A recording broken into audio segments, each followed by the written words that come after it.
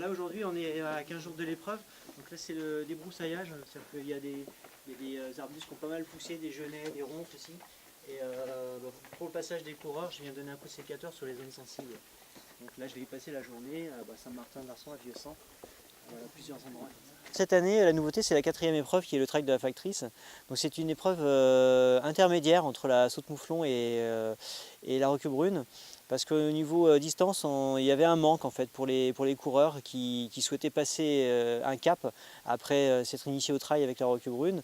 Ça leur faisait vraiment un grand pas à franchir pour aller faire 50 km et on leur a créé une épreuve intermédiaire donc qui fait 26 km, qui commence à être un peu costaude avec plus de 1000 mètres de dénivelé dans les reliefs de Roquebrun.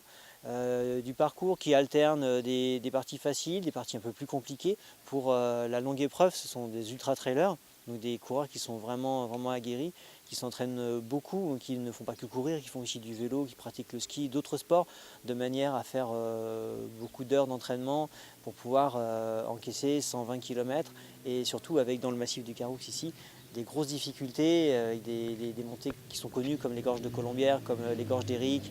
C'est assez technique et très compliqué. Ensuite, on a des coureurs qui viennent aussi de la route et qui décident d'aller sur les sentiers. Et ceux-là vont plutôt se diriger sur les courses un petit peu plus courtes, comme le trail de la Roquebrune ou le trail de la Factrice.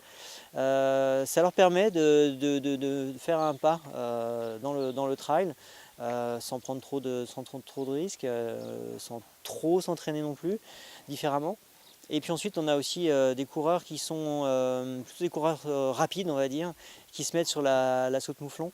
Là, ce sont des coureurs qui en ont pour entre 5 et 8 heures, 9 heures d'effort. Ça peut paraître long, mais c'est quand même assez rapide en trail. Là, c'est des coureurs qui vont venir faire une épreuve sans pour autant freiner, on va dire, leur avancée dans la saison. C'est très diversifié, donc on part de Roquebrun, on est dans la Garrigue. Il y a des petits reliefs qui sont assez sympathiques, mais tout doux encore. C'est Garrigue, couverture un peu de chêne vert aussi.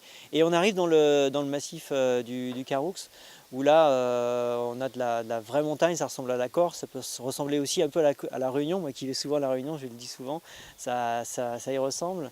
Là c'est très minéral et c'est très sauvage aussi. Ce qui est vraiment bien, c'est que dès qu'on quitte la ville de Lamalou, on se retrouve tout de suite en pleine nature et vraiment c'est super sauvage. On rencontre des mouflons, il y a des rapaces, il y a beaucoup de reptiles. On se sent vraiment tout seul, on est face à soi-même et c'est vraiment très intéressant.